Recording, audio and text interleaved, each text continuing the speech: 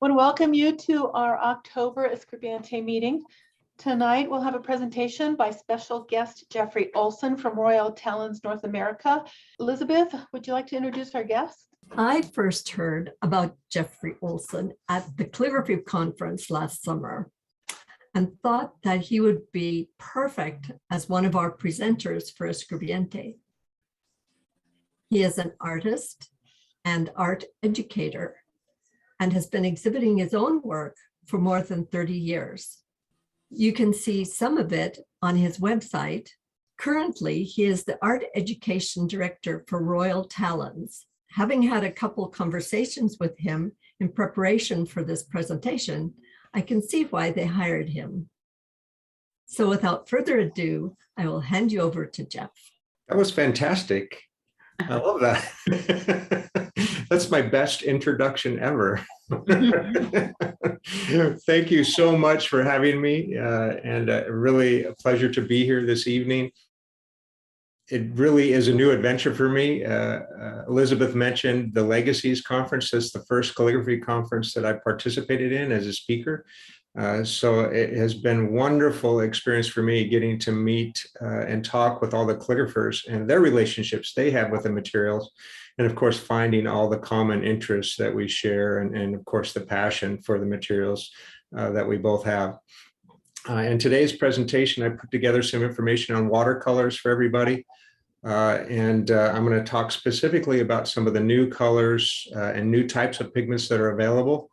I'm going to use the Rembrandt line of watercolors as an example. But at the end of the presentation for the Q&A, I'm happy to answer any questions on any of the products that Royal Talens manufactures or any art materials questions you have in general. So don't feel that the discussion has to be limited at the end to just some of the topics that you see. I'm happy to go over any other materials. So without further ado, so today I'm going to be talking about watercolor, resplendent light. Watercolor has such a long and rich tradition, and often I feel that it's overshadowed by its familiarity. It's something that we've all used as children. It's one of the first materials, art materials, that we're introduced to as young artists. Its basic composition and really direct application can be very deceptive because it reveals through its application both complex and nuanced effects. Its unique working properties combine and create what I consider a really truly luminescent quality, unique from other materials. And it really exploits the substance and surface of what it's painted on. So that paper plays a really important role. And you'll see through the context of the history of watercolors how important papers have been to the history of the development of watercolors themselves. So today I have a little bit of history. It's my super short history on watercolor. Then I'm going to talk a little bit about the composition of the materials. And then some of the new discoveries in terms of the pigments that have been developed most recently in this ancient artist medium. So just a quick introduction, and thank you for that great intro. A little bit more about Royal Talens and myself. Royal Talens is a Dutch manufacturer of artist materials. They were established in 1899 in Apeldoorn in the Netherlands. Apeldoorn is this cute little town. It is about an hour east by train from Amsterdam, so it's getting close to the German border. Kind of an industrial hub out there as goods travel from the Netherlands through into the rest of the European Union. The history of the company, like I said, established in 1899. One of the first product lines, in fact, were the watercolors, Rembrandt watercolors. Our premier product line, of course, is Rembrandt oil paints. I think we're probably most known for them. And then also Rembrandt pastels. We also make Van Gogh oils, watercolors, pastels, Amsterdam all acrylics, Ecoline liquid watercolors, which we'll probably get a chat about at the end of the talk as well. And many other lines are under that umbrella of the Royal Talens family. Royal Talens North America was established in 2015. We've been selling our products here in North America for much longer than that. I think dates back to the 1930s when the first distributors were established. But it wasn't until 2015 that we had our own affiliate headquarters, and that's in Northampton, Massachusetts. So that's where we distribute to both Canada and the US from. I myself am based in Seattle. I am an artist, and as Elizabeth was mentioning, an exhibiting artist for 30 years now. I've been in the art materials industry for 20 plus years. I've worn about every hat you can wear, from retail to manufacturing, but of course my passion is education. And I have 10 years experience teaching at university, primarily studio art, but also art history. And here you can see our main website. So this is the international website, royaltalens.com. Royal Talens North America will let you know what's going on with us here in our part of the world. And then, of course, my website, jeffholsonart.com, as well, if you'd like to learn more about what I do. So tonight's agenda, again, I'm going to talk a little bit about the history of watercolors. And here you can see some of the original tubes of Rembrandt watercolors. We're going to talk about the composition, so what goes into a watercolor. I'm going to talk about the binder.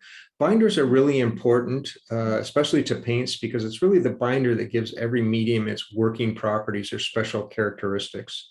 And we'll talk a little bit about the binder for watercolors.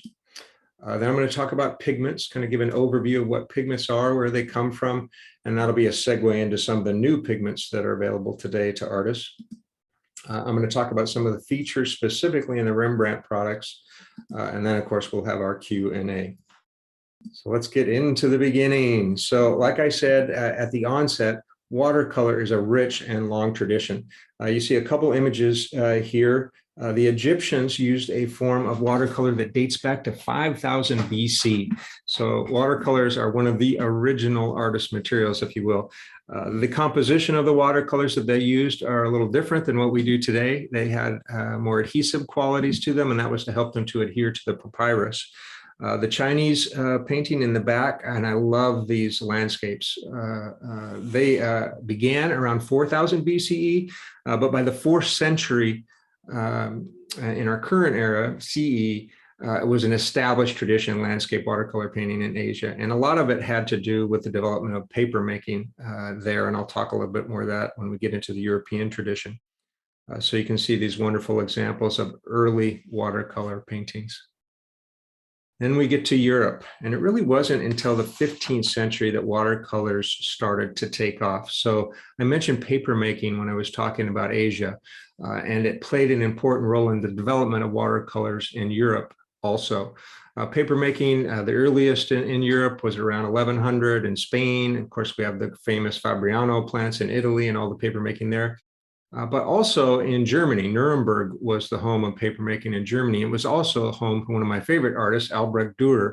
And the image you see in the background here, this wonderful patch of turf, was painted by him using watercolors. He's got a wonderful portfolio of watercolor paintings, landscapes that he did on his journey from Nuremberg to Italy to study. And he introduced a new way of approaching the medium that other European artists hadn't in the past. And really is kind of the forerunner of contemporary watercolor, or as the history developed in the West. So we have Albrecht Dürer to thank for that, as well as his prolific output in printmaking and oil painting as well. And I love this little image of some early paper making taking place. It's great to see these old historical etchings of those processes. Then we get to the 18th century, and here is where watercolor really took a turn. So it was very popular with artists like Turner, and we see an image of his in the back. But I think one of the contributors, the main contributors, and this is often overlooked when we talk about the history of art, and that is the development of the pan. So in 1781, the Reeves brothers, Thomas and William, are credited with the development of the pan in watercolor. And this really exploded the demographic of folks who could use it, and also the portability of the medium for professional artists. So we have artists like Turner, who was painting here in Venice from the canals using those pans. We also have the Grand Tour that was taking place during the 18th century. I'm not, if you're not familiar with that, the English aristocracy or nobility, kind of a coming of age was to tour Europe, go to Italy, come up through France. in Spain and kind of absorbed the continent, if you will. And many of them took with them these new watercolors and documented their journeys. It was also a time of exploration around the globe. The British Navy was carrying naturalists and scientists around with them, and they documented their discoveries and their explorations using watercolors and inks. So the pan was really instrumental in making watercolor that familiar material as we know it today. In the 19th century, watercolors continued to grow in popularity. Here we have two images, one by probably one of the most famous early watercolor painters in North America, and that's Winslow Homer. And then also a wonderful image by Berthe Morisot, who was one of the Impressionists. Impressionism embraced watercolor and its immediacy to document the world as they were experiencing it, the modern world, as they would say. And you can see also the change or shift in subject matter in American paintings too. So no longer was it specifically landscape or a sense of history or mythology. We have the world as we were experiencing it firsthand, and watercolor made for an immediate expression of that experience. And then we get in the 20th century and into our own time. The image in the background, probably by the most famous watercolor painter in the 20th century in America, and that's Georgia O'Keeffe, one of her well-known pieces there in watercolor. And then in the inset here is a contemporary painter. Her name's Paula Rego. She's Portuguese, working in the US, and she paints in a variety of materials, but she really is wonderful in these images where she combines her drawing materials, inks, and watercolors to create these very powerful images of her life in Portugal, the challenges facing women in that culture, and other women's issues that she tackles and her experiences based on her own personal life. Really a wonderful painter. If you've never heard of her, worth looking up. But here are two examples in the 20th century and now in our own time where watercolor continues to be a powerful medium used by artists. All right, so switching to the composition of watercolor. So what goes into a watercolor? Of course, we have coloring agents, and these big bags, these are from our manufacturing facility in Apeldoorn. This is how we receive the pigments from our different sources around the world, and it's just incredible when you see these in person. The colors are brilliant in the presentation, but in person, they just kind of glow out of the bag as the light shines in there. It's really pretty impressive. So we have coloring agent for watercolor. Pigments are the primary source for that in artist materials, but dyes can also be used. And I'll talk about that a little if we get into the discussion of Ecoline, because those are dye-based watercolors. And there are some significant differences between the two coloring agents and how they affect the working properties of the material. The primary binder for watercolor, and the watercolors we're going to talk about today, is gum arabic. There are also other things can be added to it. So essentially the paint is made up of coloring agent and the binder, but other things can be added and often are in manufacture. We call them humectants. Those are ingredients that help to aid in the retention of moisture in the pan especially. We also use flow enhancers, and artists use a variety of these types of things. Oxgall is the traditional, and it is exactly what it sounds like. We call these surfactants or wetting agents. They help the distribution and flow of the materials over the paper. Preservatives are sometimes used as well. Sometimes there are ingredients in the paints that can be susceptible to outside agents, if you will. So there are different types of preservatives that can be put into the paints. Or what we call fungicides are a common one. And then, of course, water. It can't be watercolor without the water. And this is actually some watercolor that's being mixed. In the painting process, the first stage, the dry mediums are mixed with the binder in these massive KitchenAid mixers, I call them. And they're tested before they go into the mill, which is the final step. And I have a picture of that as well.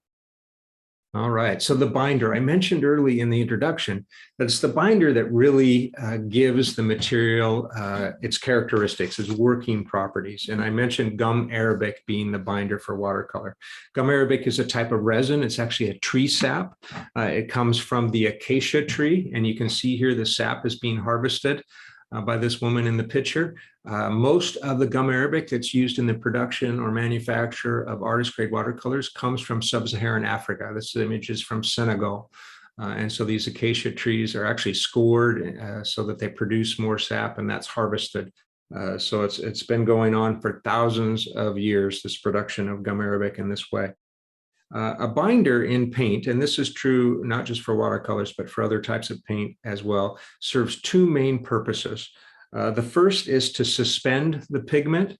So pigment doesn't dissolve into the binder.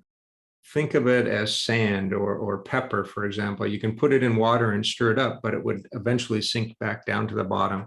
So when we make a paint, because of that fact, we need something that will hold it in place so that when we stir it up, it suspends the pigment in place. And so that's an important characteristic of a binder, that idea of suspension. The second main function of a binder is adhesion. It needs to apply or stick to a surface that we're painting it on.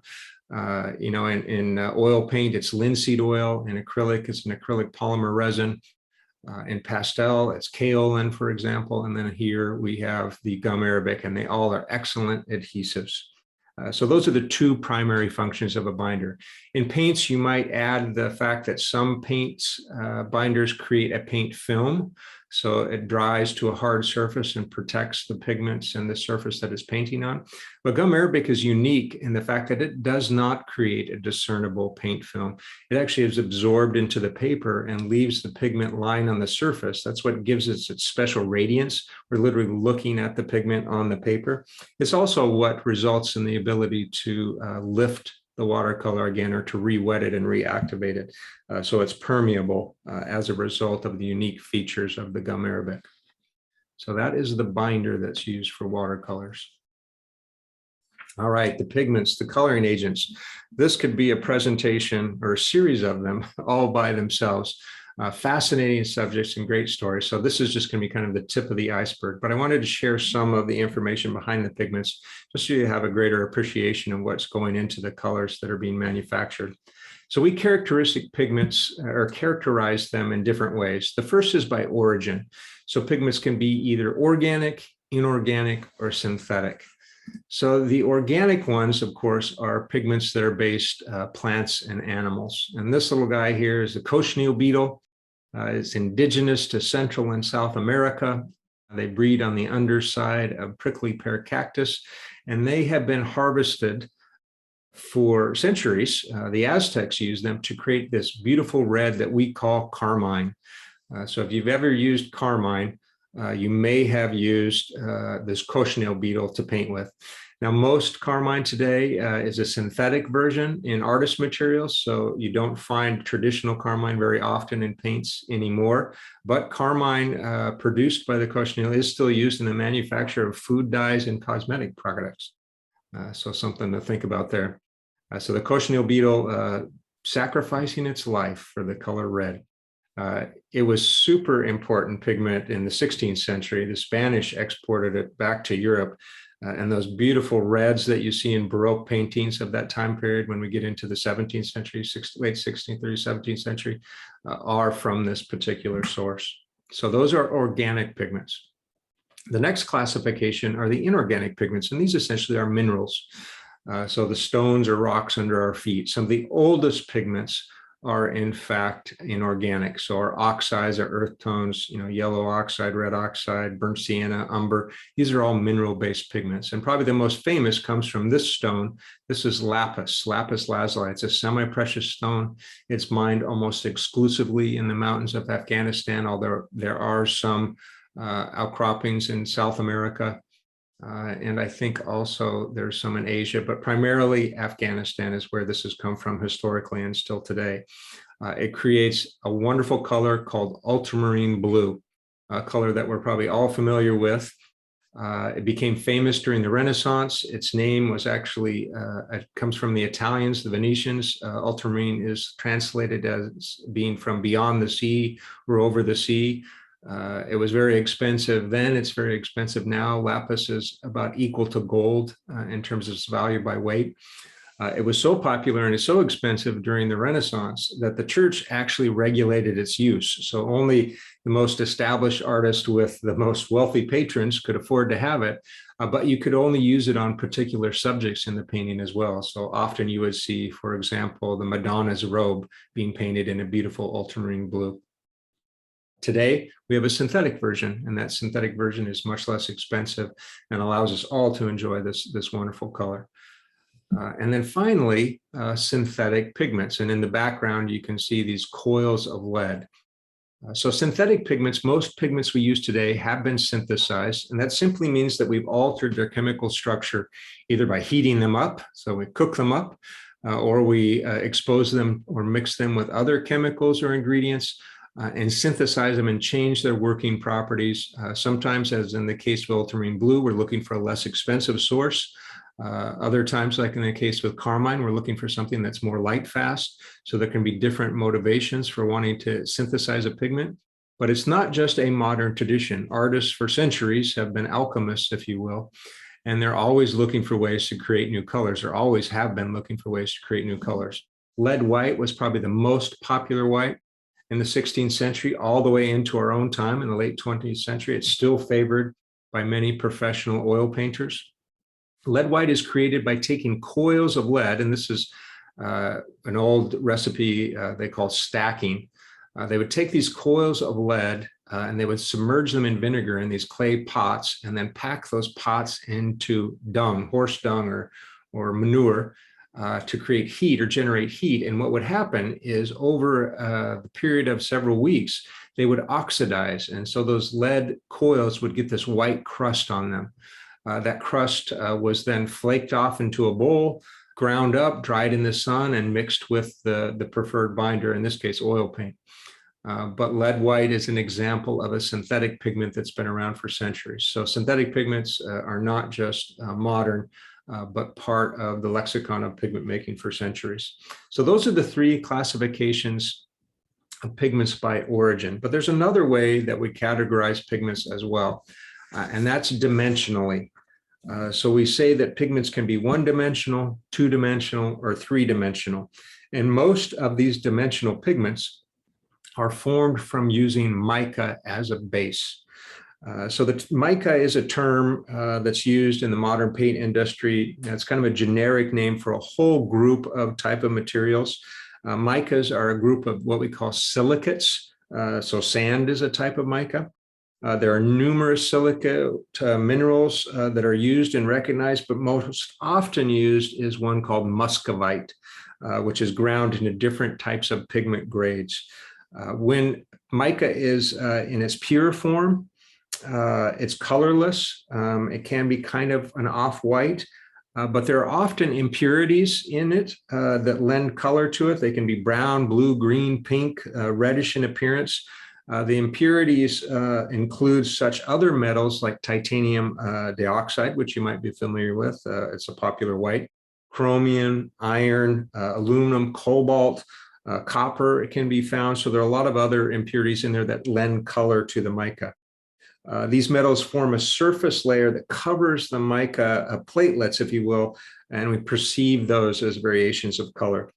We also mix mica with other pigments, so we synthesize them with other pigments and oxidize them. So we allow layers of oxidation to develop on them to create prisms of color. And I wanted to show some images of kind of what's happening with pigments in terms of dimensionality. So most pigments, most of the colors that we use are familiar with what we refer to as one-dimensional.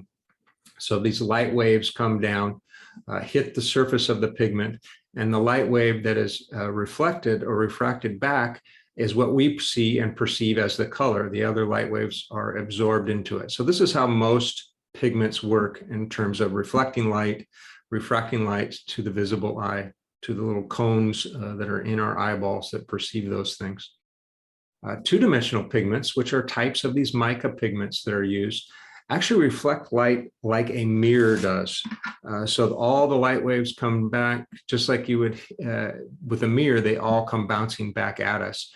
And what we perceive as variations in color, say gold, silver, or copper, for example, have to do with the mineral composition or oxidation levels on that particular mica pigment. But the two-dimensional reflective characteristics of metallic pigments are similar to what you're seeing here in this diagram. And then finally, probably the most exciting are the pigments that we call interference pigments. These are actually three-dimensional pigments. Sometimes they're referred to as pearl pigments or iridescent colors, but they reflect light in a three-dimensional manner, just like that prism that I showed in that earlier slide reflects light. So we have the mica base here, and on top of it are layers of oxidation. And light waves that come down have different strengths, so they are able to penetrate or permeate these oxidized layers at different levels, and then they bounce back or interfere with each other. That's where the name comes from, and give us different perspectives on the color. So just like in a prism, the wavelengths of light are split apart. They're sent in different directions. The mica can change color based on the angle that we're viewing it from. So if we tilt it, we see different colors, or if the light source changes. So they're three-dimensional and actively moving dependent upon the light source that they're in touch with. So those are interference pigments. And then finally, spark and chameleon colors. These are two colors that are unique to Rembrandt line, and the same technology is being used here. The difference is, instead of using a mica base, it's actually a glass base. This picture may be deceptive. We're not shattering glass to make the pigments. Remember, I mentioned micas are different types of silicates. Sand is also a silicate, and sand is used in the making of glass. The size of a pigment, even in these type of paints, is around 25 to 35 microns. Blood cell is about 5 microns. A human hair is about 60 microns. So it gives you an idea of how finely ground these pigments are to make watercolor paint.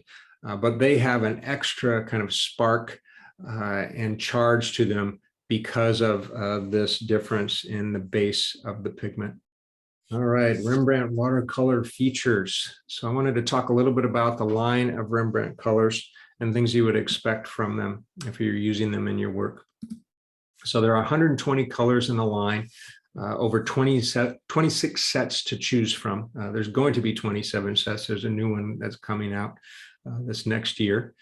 The pigment ratio is what we call superior. So this is a professional line. It's the highest level of pigment concentration that we manufacture at Royal Talens. You'll experience excellent lifting, adhesion, and thins well with water. Really a wonderful color, really rich that you'll see its use on a variety of paper surfaces. The finest pigments in a pure quality gum arabic binder are what is used. So only high quality pigments in a professional line.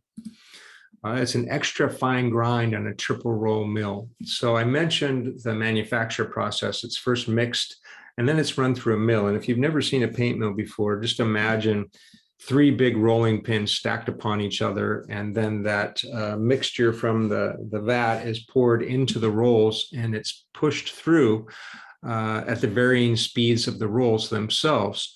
And it grinds the pigments down, disperses them more effectively. And this can be done over and over again until we get that really fine grind and best dispersion of pigment.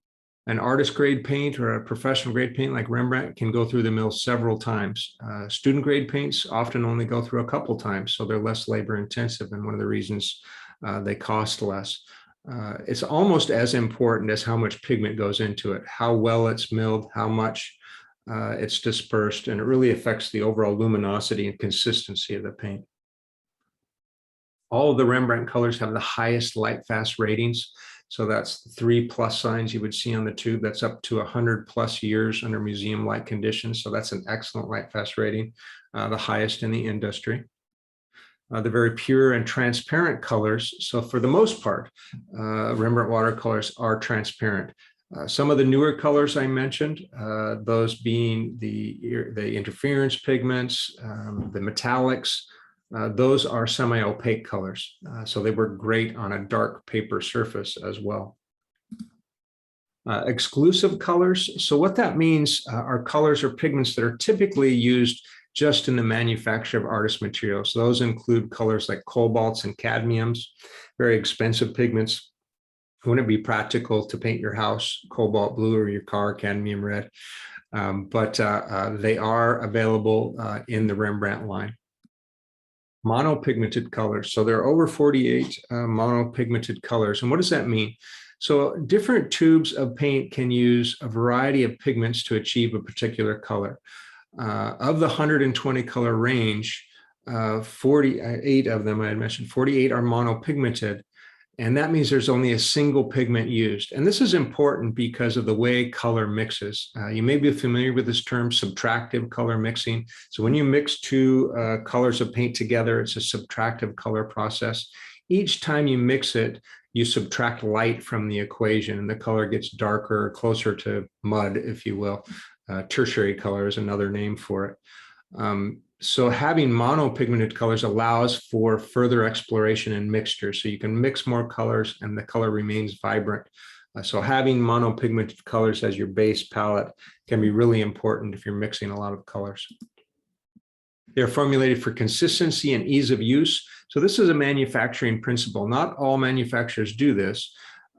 We actually make adjustments to each color to make sure that they handle in the same way. Pigments all have their own individual working properties and personalities, if you will. So if all you did was in your paint use the pigment and the binder, not all the colors would behave the same. Some would take longer to dry. Some would be more transparent or more opaque. So these characteristics come from the pigment itself. And so at Royal Talens, we try to adjust so that your experience using one color to the next will be the same. There's includes a full range of granulating colors. So for watercolor artists, these are the type of colors that actually have the effect of settling into the texture of the paper and creating this wonderful granulating surface. And so there's a full range of those available in Rembrandt. Permanent matters. So many of you have probably heard of the color alizarin. One of the problems with alizarin is it's a fugitive color. It's not always light fast. Matters have been around since the earliest making of paints. And it's a much richer red and also a permanent red. We also have transparent iron oxides. That's the Dutch palette. If you look back over the centuries, the use of transparent oxides, those earth colors like red oxide and yellow ochre, we have transparent versions of those. And then specialty pigments, including the metallic interference, spark, and chameleon, are available as of 2019 in the Rembrandt watercolor line. Jeff? Yeah. When you were talking about the monopigmented colors, are those colors labeled as being monopigmented colors? Yes, they are, but not in an overt way. Let me stop the share so you guys can see me again. Here I am. So yes, they are. So it's called the color index number system. So there's, you've probably seen these on other brands of paint too. There's usually a little number that begins with the letter P. And so there'll be like PY3 or PB29. Those are the color index numbers. There are about 20,000 of them, so you don't need to memorize them all. But they play an important role in identifying what's used in the making of the paint. To your point, they'll let you know whether it's monopigmented or not. So if there's only one of those pigments listed, it's a monopigmented color. If it's mixed, if it's tinted, those other pigments will be listed next to it. So you'll see 2, 3, 4, sometimes 5 different pigments used in the making of a particular color. So that's the way to identify if it's monopigmented. It's also really handy to know those, know about those numbers, because let's say you go to the store and the type of ultramarine blue you're looking for is out of stock in your favorite brand. So if you go to the shelf and look at some of the other brands, often the names that are used are different. All of us manufacturers are coming from different countries, and we don't always use the same color names, but the color index numbers will always be the same. So the color index number for ultramarine, for example, is PB29. So if you turned the tube over, you would be able to identify PB29 in the other brands and know that you're getting the same pigment. So just a little trick that artists use to make sure if they're moving from brand to brand or from product line to product line. Let's say you're using watercolor and a mixed media with pastel, you can match up those pigments that way as well. Great question. Well, let's open it up. Let's talk art supplies. Any questions or comments or feedback on the presentation? Always happy to hear what folks think about the information. We have a question from Elizabeth. She was asking, before the pan watercolors were in existence, what containers were used to hold watercolors? So there were a variety of methods. Artists, probably most common were pig's bladders. That was used for oil paint and watercolor. It held the moisture in for a longer amount of time. And in the case of oil paints, it kept oxygen out as well. Tubes weren't invented until the next century, 1841, by a gentleman named Rand, an American who was an expat living in England. And that did for oil painting what the pans did for watercolor. And expanded the vocabulary, the demographic of folks who could use it. So pig's bladders were a common method. Watercolors, because of their ability to be re-wet, you could use in a variety of types of containers at that time. But paints like oil paint required something to seal them off so that oxygen couldn't get to them. Great, thank you. You bet, fun question. Can you talk a little bit about the Ecoline? Absolutely. So Ecoline is a product that Royal Talens has been manufacturing since the 1930s. It's a liquid watercolor, so it's not an ink. The difference is really in permeability, right? Most inks, when dry, are permanent. That's one of the characteristics we're looking for in an ink for the many uses it's had over the centuries. Watercolors, on the other hand, are rewettable or permeable, so you can reactivate them after they're dry. And gum arabic allows that. And so in the Ecoline, you'll find a true gum arabic binder, just like with a traditional watercolor. And what's happening in both the brush pen and in the bottles is that there's already some water added. So they're still very highly concentrated. There's a lot of color in them. But there's already some water that's there, so it allows you to work directly with the medium without adding anything in addition. However, water being used with both the brush pen and the bottle product allows you more variety in terms of transparencies and values, of course, so you can experiment creating value scales by adding water, for example. I mentioned in the presentation about pigments and dyes. So Rembrandt and most artist grade materials are made with pigments. The coloring agent in Ecoline is dye. So there are benefits to that, and then there are also some drawbacks to that. The main drawback is that dyes are not light fast. So we consider them to be fugitive. They will start to fade as little as 10 years. And it all depends on their exposure to light too. So that's something to keep in mind when using any dye-based product. So the potential for fading is there. You can coat or glaze over to extend that, but really not effectively. It's just kind of the nature of a dye.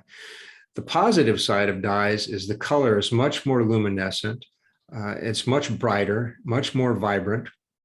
Dyes actually dissolve into the binder. Remember how I mentioned that pigments are like salt like pepper and sand? Dyes are like salt or sugar. They are actually dissolved and bond with the binder at a molecular level.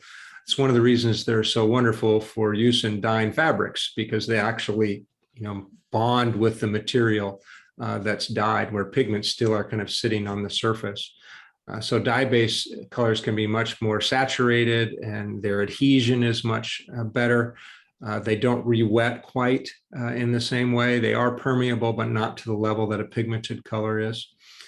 And they reproduce much better digitally. So it's easier to photograph a dye-based color because it's reflecting so much more saturated light. So they're really popular in today's more ephemeral world of social media. So you'll see a lot of people on Instagram and Facebook, for example, using Ecoline to share their artwork. And it's really fantastic. And illustrators, of course, have loved Ecoline for years. Designers have for years. They're usually reproducing the work in another way, so they're not as concerned with the light fast quality of it, but more so with its reproductive quality. So those are some of the basics.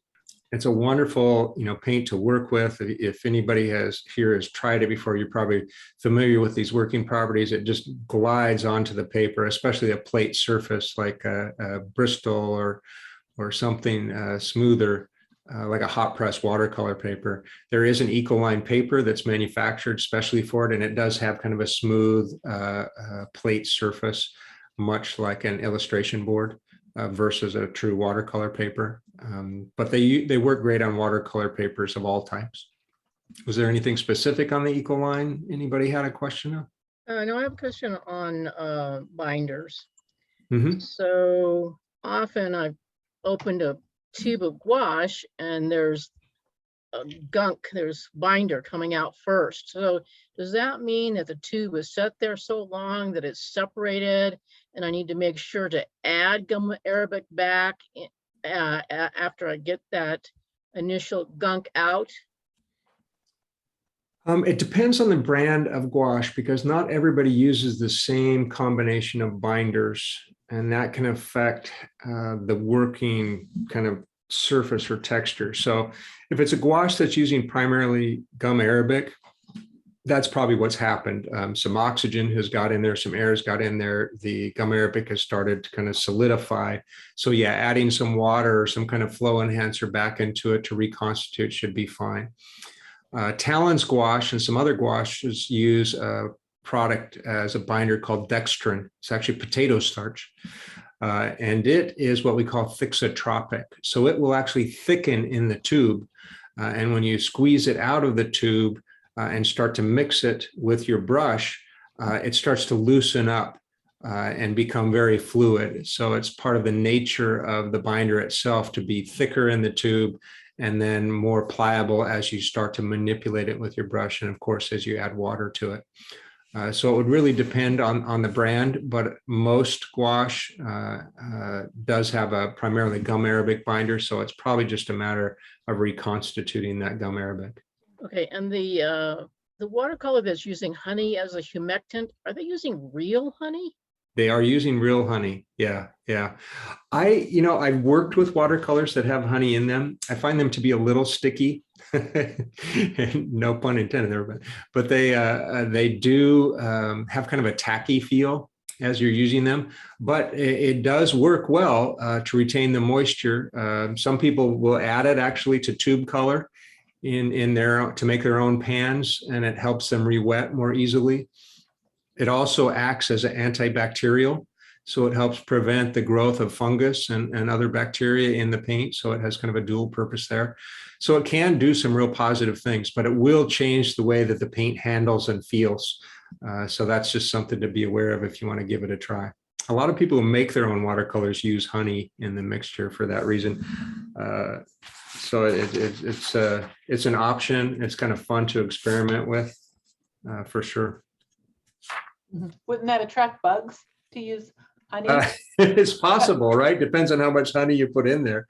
But yeah, there's the potential that I guess you'd attract some unwanted or wanted visitors. I guess it depends on how you want to look at it. We have a couple questions from Polly. The first one is there a difference between the pan and the tube watercolors? Or what is the difference between the two? Right. So there's some water in the tube.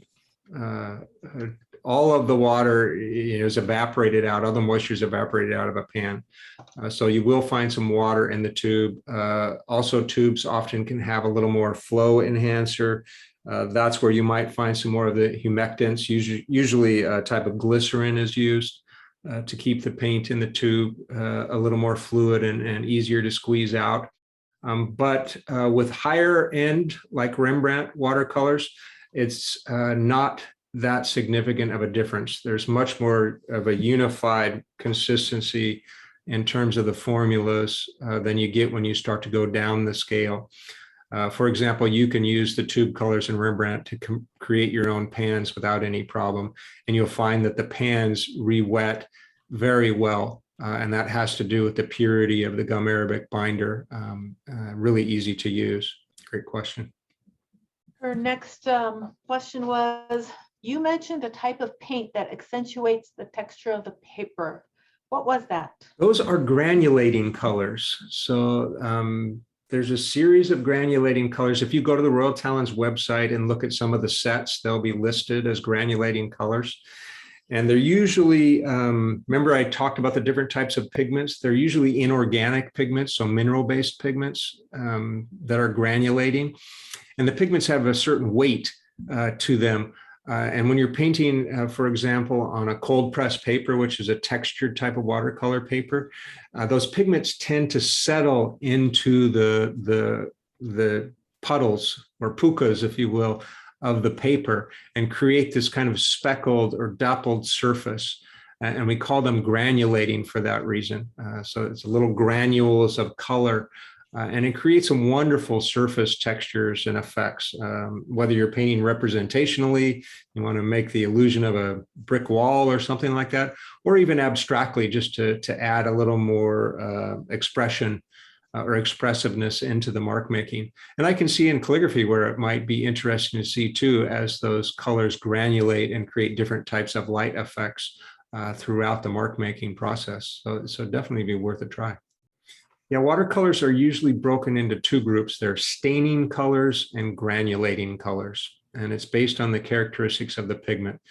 Granulating colors are great for creating those kind of surface textures. They also tend to lift better. So after they're dry and you can take a wet brush and pull the color back off really easily.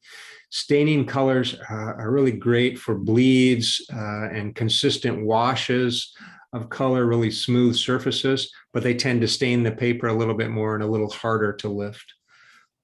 But both have their kind of unique features that make them fun to work with. And they're certainly interchangeable too. There's no rules against mixing them. Often mixtures of the two create some really stunning effects. Next question from Diana. What are other top quality watercolors in addition to Rembrandt? Oh, there are many great brands out there. You know, Dan Smith in the United States is probably one of the premier watercolor manufacturers. Of course, Winsor has been around. The Reeves brothers have early history in the making of Winsor and Newton colors. Sennelier makes an excellent product line. Finetech, which is one of our product lines that we're now distributing in North America, is an excellent specialty line of watercolors. So yeah, there's a bunch of them out there. Some of the German brands are really nice too. Usually in a company, and Royal Talens is no different, we'll have our own different levels. So that's something to consider too. For us, Rembrandt is at the top. Van Gogh would be the next step down. Much better than a student quality Van Gogh is, but a little less pigment and more reasonably priced, if you will. And then below that would be our line Talents Art Creation. And that's really our academic or student line or entry-level line. And often other manufacturers will have those same type of tiers in their product lines too. Although I don't think Dan Smith makes a student grade paint. I think they just make their professional line of watercolor. We have a question from Trish. She's talking about the Talens Intense Black and what properties make the Intense Black gouache different from a regular black? So gouache is really unique from watercolor. A lot of people refer to it as being opaque watercolor, and that's really a misnomer. Gouache is unique in and of itself. One of the reasons for the confusion is that often there are opaque watercolors that are passed off as gouache or called gouache. And the way that they are made is they're made much like a regular watercolor, and then an opacifier is added. Usually it's some type of chalk, or calcium carbonate. So it kind of tints all the colors. And so these gouache, they all kind of have this kind of white pastel-y look to them. True gouache is made in a very different way. True gouache is made by adding more pigment, so it has a heavier load of pigment than a watercolor. And the pigment size is larger, so it isn't ground as finely as watercolor. So you have larger pigments and more of them, and that's what creates the opacity in gouache versus the transparency in watercolor. Some colors, because of the nature of the pigments, you have to add some type of opacifier to them. A lot of the blues and greens, for example, are very transparent, so some type of opacifier is needed there. But for the most part, in a professional line of gouache, you'll find very little opacifier and just lots and lots of pigment. So in your question about the black, one of the reasons it is so black is because it has so much pigment compared to other types of water media. You're going to find a lot of color in a gouache versus what you might find, for example, in an ink or a watercolor. And that's what gives it its kind of unique characteristic. Also, gouache tends to be very matte, which is one of the features that a lot of artists prefer it to. You get this very uniform matte surface. And that can add to the absorption of light rather than the reflection of light. And it also can make things seem darker, like a hole that you've painted on the surface of the painting almost. Trish also asked, why does gouache sometimes dry and then crack? Is there a modifier that would avoid cracking?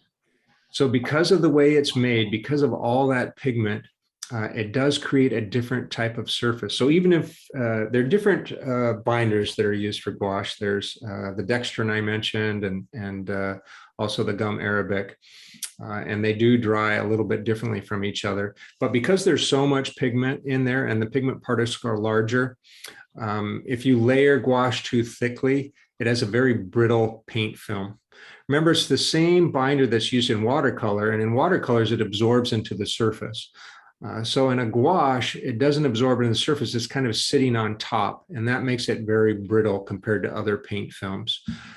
So if you paint in layers with gouache, it's really advisable that you're painting on a surface that's very sturdy, either something that's a stretched piece of paper or a mounted piece of paper, or painting directly onto a panel is advisable. If you're painting with it in a thin, kind of almost watercolor technique way onto a paper, you're probably not going to experience that. But if you're putting on thick layers of paint, you're going to run into that. There's also a difference between professional grade and student grade in terms of how they dry. All those opacifiers compromise the binder strength. And so in lower grade gouache or student grade gouache, often you'll get cracking no matter what you do. So that's one reason to work with a better product there. But even the better products are susceptible just because of the fragility of the paint film.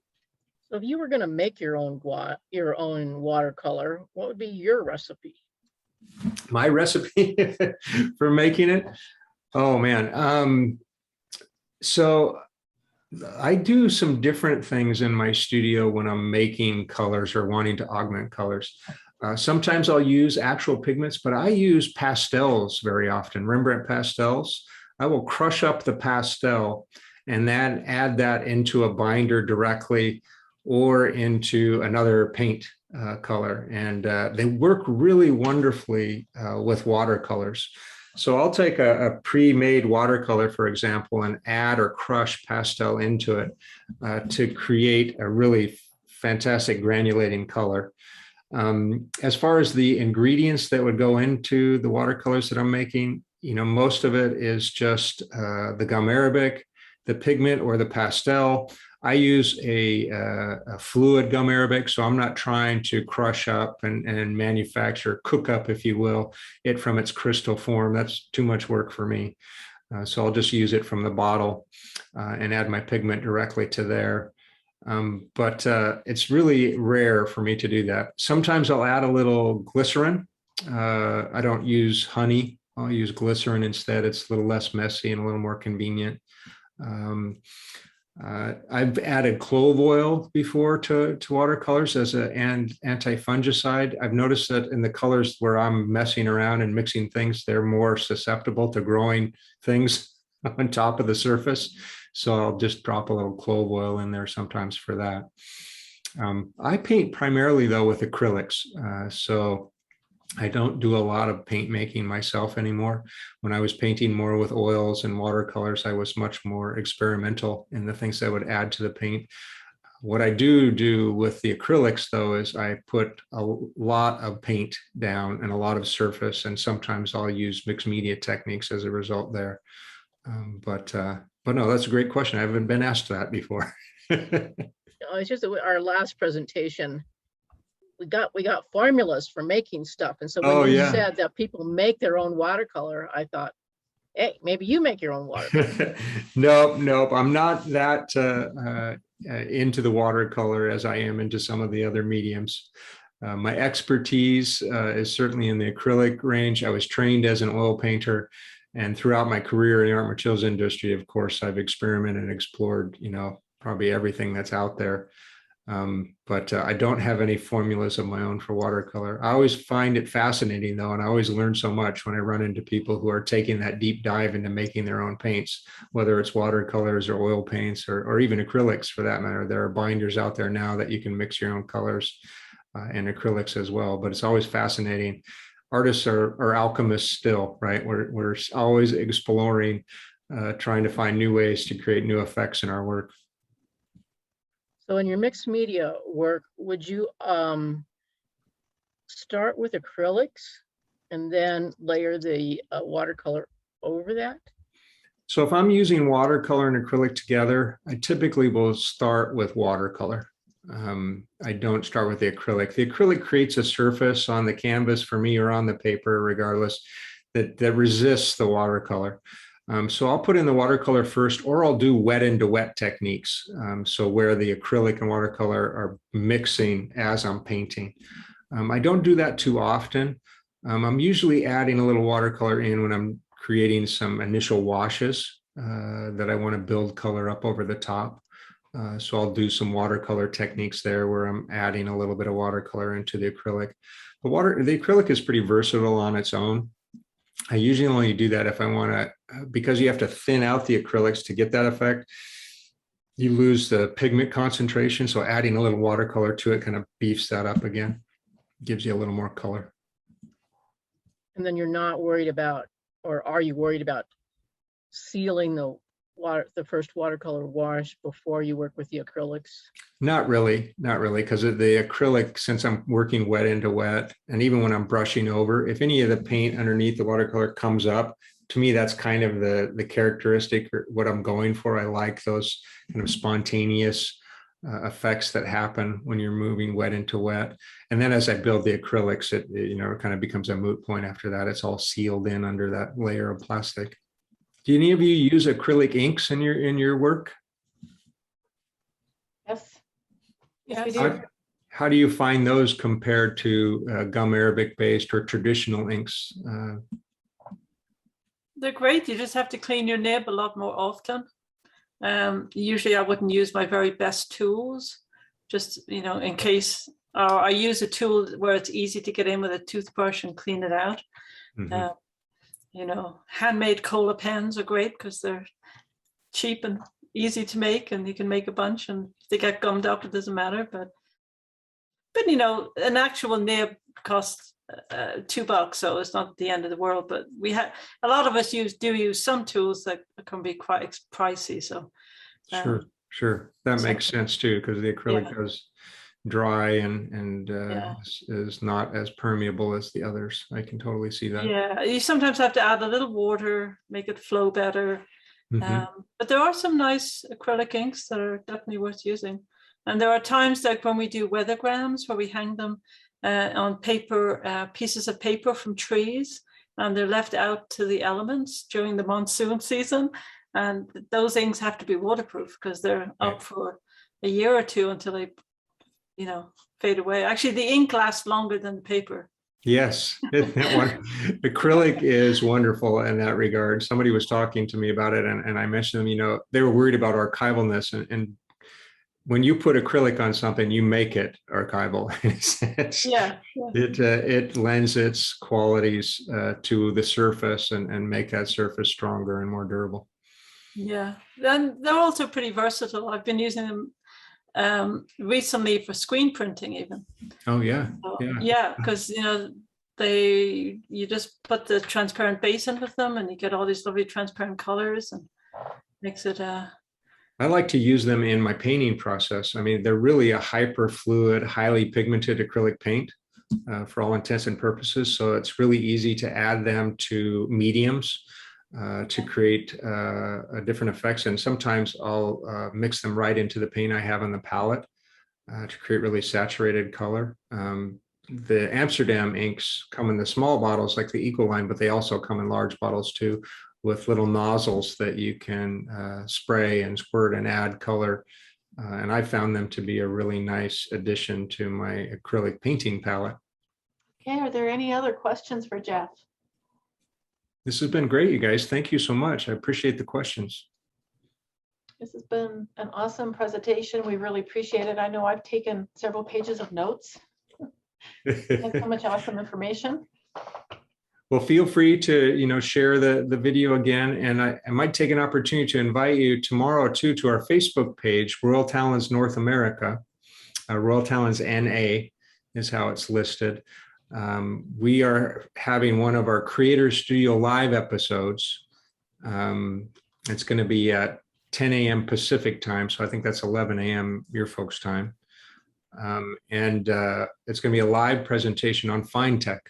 We're going to be talking about the fine tech watercolor paints. And then we have a wonderful demo artist. She's not a calligrapher, but she does these wonderful images with the fine tech on black paper.